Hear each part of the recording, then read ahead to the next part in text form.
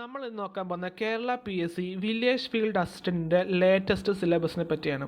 അപ്പോൾ ഈ സിലബസിലുള്ള ഓരോ സെക്ഷനും എങ്ങനെ പഠിക്കണം, അതുപോലെ തന്നെ ഏത് തരം ക്വസ്റ്റ്യൻസ് ആണ് ചോദിക്കുന്നത് എന്നുള്ള എല്ലാ ഒരു എക്സാമ്പിൾ വെച്ചിട്ട് ഞാൻ നിങ്ങൾക്ക് കാണിച്ചു തരാം. അപ്പോൾ എല്ലാവരും ഒന്ന് മനസ്സിലാക്കി വെക്കുക. നമുക്ക് 3 സെക്ഷൻസ് ആണുള്ളത്: general knowledge, current affair and Kerala റിനൈൻസസ്. ഈ കേരള റിനൈൻസസ് എന്ന് പറയുമ്പം നമ്മുടെ കേരളത്തിലെ കവികളെപ്പറ്റി, അല്ലെങ്കിൽ അവാർഡുകളെപ്പറ്റി, കവിതകളെപ്പറ്റി, ഇങ്ങനെയൊക്കെയുള്ള ക്വസ്റ്റ്യൻസാണ് ഈ കേരള റിനൈൻസസ് വരുന്നത്. 2ാം സെക്ഷനാണ് general English. 3ാം section simple arithmetic and mental ability. അപ്പോൾ നമുക്കിനി ഓരോ സെക്ഷൻ ഡീറ്റെയിൽ ആയിട്ട് നോക്കാം.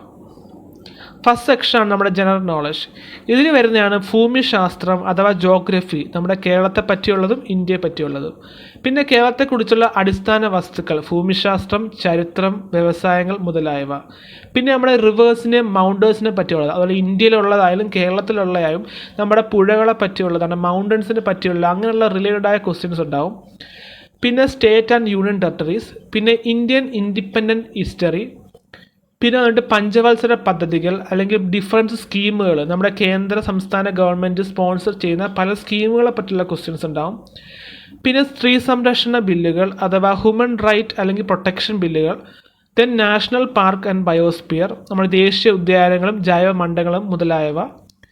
പിന്നെ കണ്ടംപററി ഈവൻറ്റ്സ്, ഇത് നമ്മുടെ കറണ്ട് അഫയേഴ്സിനകത്ത് വരുന്നതാണ്, സമകാലിക സംഭവങ്ങൾ.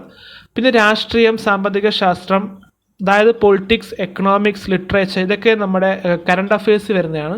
അപ്പോൾ ഞാനിനി ഓരോ എക്സാമ്പിൾ വെച്ച് ഞാൻ കാണിച്ചു തരാം. ഫസ്റ്റ് നമ്മൾ ജനറൽ നോളജിന് വരെയുള്ള ക്വസ്റ്റ്യൻ ആണ്: ഗംഗയെ ഇന്ത്യയുടെ ദേശീയ നദിയായി പ്രഖ്യാപിച്ചത് എപ്പോഴാണ്?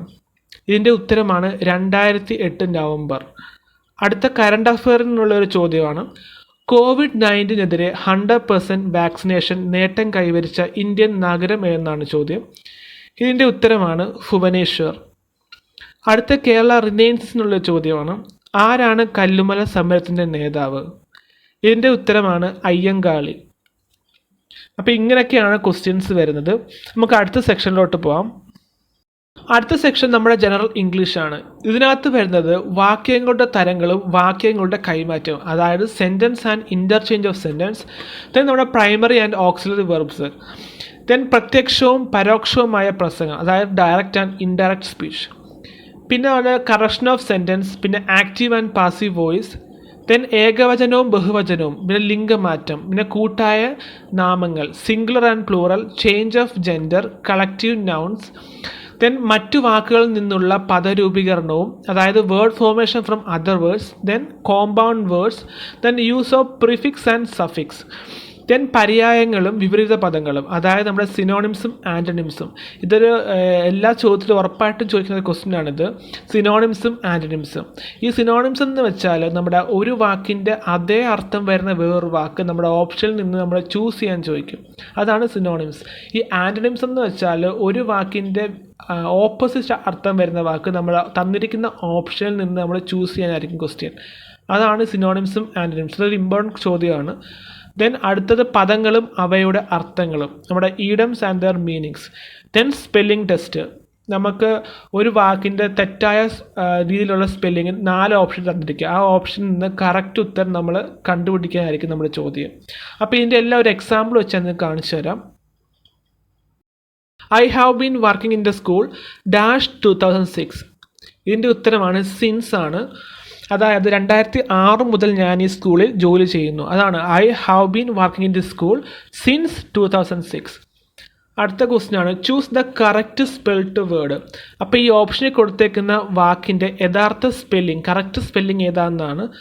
ഇതിൻ്റെ വേറെ അണ്ടർ എസ്റ്റിമേറ്റ് എന്നാണ്. അപ്പോൾ അതിൻ്റെ കറക്റ്റ് ഓപ്ഷൻ ഡി ആണ്, അണ്ടർ എസ്റ്റിമേറ്റ്, തെറ്റിദ്ധരിക്കുക എന്നാണ് അതിൻ്റെ അർത്ഥം.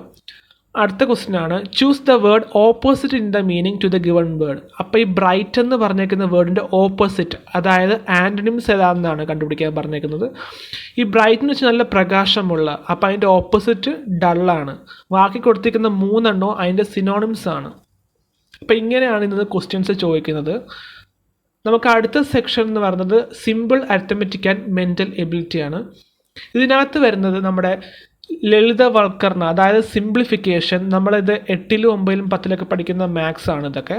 Then ratio and proportion, percentage, പിന്നെ വർക്ക് ആൻഡ് ടൈം റിലേറ്റഡ് ആയ questions, then sequence and series, പിന്നെ പെർമ്യൂറ്റേഷൻ ആൻഡ് കോമ്പിനേഷൻ. ഇതൊക്കെ നമ്മൾ 10ാം ക്ലാസ്സിൽ പഠിക്കുന്ന പാഠങ്ങളാണ്, permutation and combination. Then probability, അതായത് സാധ്യത, പിന്നെ സമയവും ദൂരവും, time and distance. Then area, volume, surface area of geometric shape, അതായത് നമ്മുടെ റെക്റ്റാങ്കിൾ, ട്രയാങ്കിൾ, സർക്കിൾ, ഇതിൻ്റെയൊക്കെ ഏരിയകളും അതുപോലെ തന്നെ നമ്മുടെ ലെങ്തും ബ്രെഡ്ത്തും കണ്ടുപിടിക്കാനുള്ള ചോദ്യംസ് ഉണ്ടാവും. പിന്നെ profit and loss, then simple interest, then compound interest, then പരമ്പര. ഈ പരമ്പര എന്ന് പറഞ്ഞാൽ നമ്മുടെ മെൻ്റൽ എബിലിറ്റിക്കകത്ത് വരുന്ന ചോദ്യമാണ്, അതായത് നമ്മുടെ മാനസിക കഴിവ് തെളിയിക്കാൻ വേണ്ടിയുള്ളത്. പിന്നെ odd man out, then coding and decoding, then family relation, അതായത് കുടുംബ ബന്ധം, then time and angle, then തീയതികളും കലണ്ടറും, അതായത് ഡേറ്റ് ആൻഡ് ടൈം. അപ്പോൾ ഇതിൻ്റെയൊക്കെ ഒരു എക്സാമ്പിൾ വെച്ച് ഞാൻ കാണിച്ചു തരാം. നമ്മുടെ ഫസ്റ്റ് ചോദ്യമാണ് 259-2027. ഈ പരമ്പരയിലെ നഷ്ടമായ നമ്പർ പൂരിപ്പിക്കുക. അതായത് ഈ സീരീസില്ല നമുക്ക് നഷ്ടമായ നമ്പർ കണ്ടുപിടിക്കുക എന്ന ചോദ്യം. അപ്പോൾ ഇതൊരു മെൻ്റൽ എബിലിറ്റി ടെസ്റ്റ് ചെയ്യുന്ന ക്വസ്റ്റ്യനാണ്. അപ്പോൾ ഇങ്ങനെയുള്ള ക്വസ്റ്റ്യൻസ് കിട്ടുമ്പോൾ നമ്മൾ ഓരോ സംഖ്യകളും തമ്മിൽ എന്തെങ്കിലും വ്യത്യാസങ്ങളുണ്ടോ എന്ന് നമ്മൾ ആദ്യം കണ്ടുപിടിക്കണം.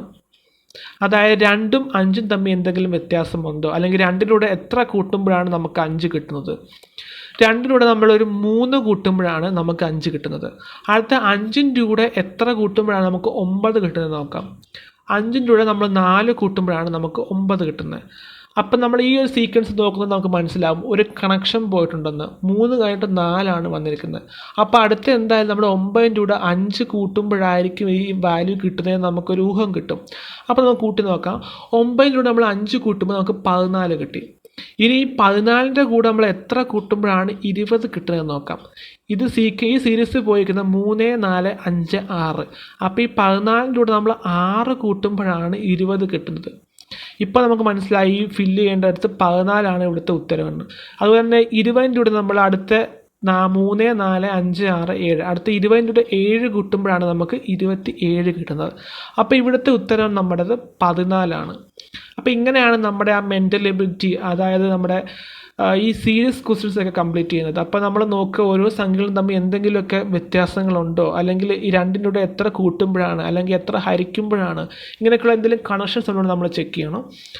അടുത്ത ക്വസ്റ്റ്യൻ നോക്കാം. 2, 5, 16, 29. ഇതിൽ ആരാണ് ഒറ്റയാൻ? അതായത് ഓഡ് വൺ ഔട്ടിൻ്റെ ക്വസ്റ്റ്യൻ ആണ്.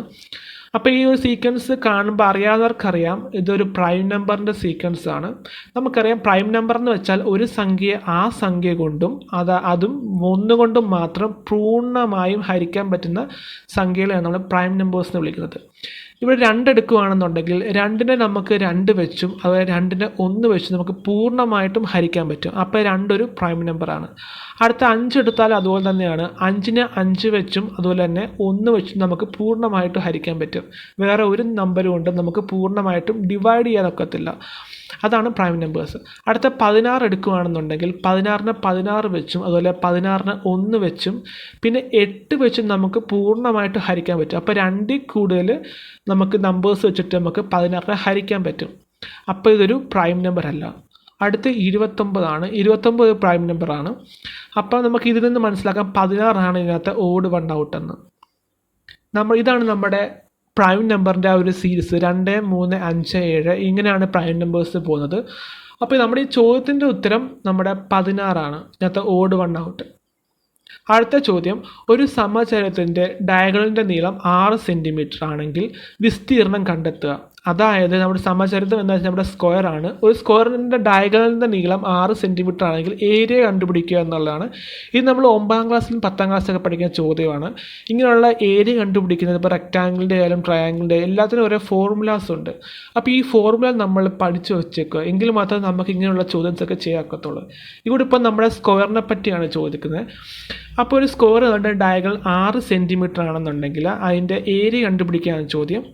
അപ്പോൾ നമ്മുടെ ഡയഗണൽ 6 സെൻറ്റിമീറ്റർ ആണ്. ഏരിയ കണ്ടുപിടിക്കുന്ന ഇക്വേഷനാണ് area of square equal to half into diagonal square.